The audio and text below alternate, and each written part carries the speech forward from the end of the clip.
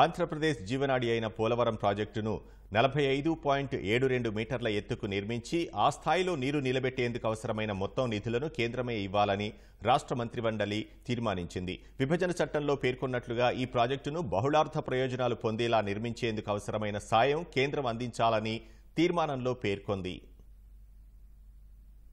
Polavaram project తాజా స్థితిగతులపై చర్చించి కేంద్రానికి అవసరమైన విజ్ఞప్తి చేయడమే ప్రధాన ఎజెండాగా గురువారం మంత్రిమండలి సమావేశమై చర్చించింది.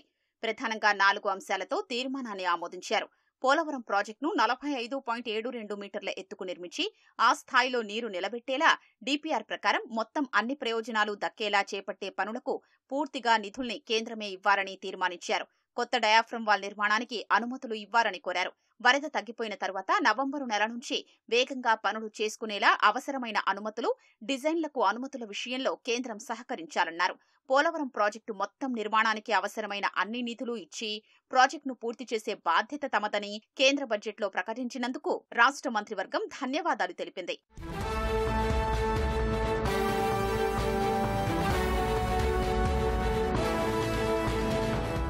తీర్మానం ఆమోదించేందుకు ముందు పోలవరం ప్రాజెక్టు పూర్వాపరాలపై కేబినెట్ సమావేశంలో చర్చ జరిగింది.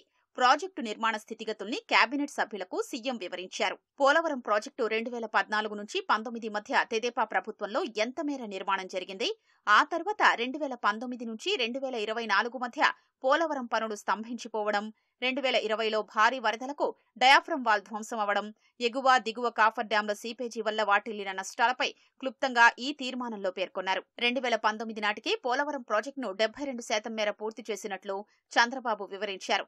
ఆ తర్వాత అధికారంలోకొచ్చిన జగన్ ప్రభుత్వం కేంద్రం వద్దని చెప్పినా అప్పటి గుత్తేదారును మార్చేసి కొత్తగా టెండర్లు పిలిచి కొత్త గుత్తేదారులకు పనులు అప్పగించిందన్నారు. 2019 తర్వాత దాదాపు 13 నెలల పాటు పోలవరంలో అధికారులు, గుత్తేదారు ఎవ్వరూ బాధ్యత వహించలేదని, దీంతో పనులు స్తంభించిపోయాయని చెప్పారు. ఫలితంగా ఎగువ కాఫర్ డ్యాం గ్యాప్లను 2020 జూలై నాటికి కూడా పూడ్చలేదన్నారు. ఆ ఏడాది వచ్చిన భారీ వరదలకు ఎగువ కాఫర్ డ్యాం ఖాళీల మీదుగా పెద్ద ఎత్తున వరద ప్రవహించి వడి పెరిగి ప్రధాన డ్యాం ప్రాంతంలో 50 మీటర్ల లోతు వరకు ఇసుక కొట్టుకుపోయి పెద్ద పెద్ద అగాధాలు ఏర్పడ్డాయన్నారు. తెదేపా ప్రభుత్వంలో నిర్మించిన డయాఫ్రమ్ వాల్ ఆ వరదకు దెబ్బతిందని వివరించారు. ఆ తర్వాత నిపుణుల కమిటీలు పరీక్షించి డయాఫ్రమ్ వాల్ పరిస్థితి ఎలా ఉందో తెలుసుకున్నారని, అనేక చర్చల తర్వాత కేంద్ర జలసంఘం కొత్త డయాఫ్రమ్ వాల్ నిర్మాణానికే మొగ్గు చూపిందని ఆయన తెలిపారు. విదేశీ నిపుణుల బృందం కూడా పోలవరం పనుల్ని పరిశీలించిందని, వారు తమ నివేదికను ఇవ్వాల్సి ఉందన్నారు.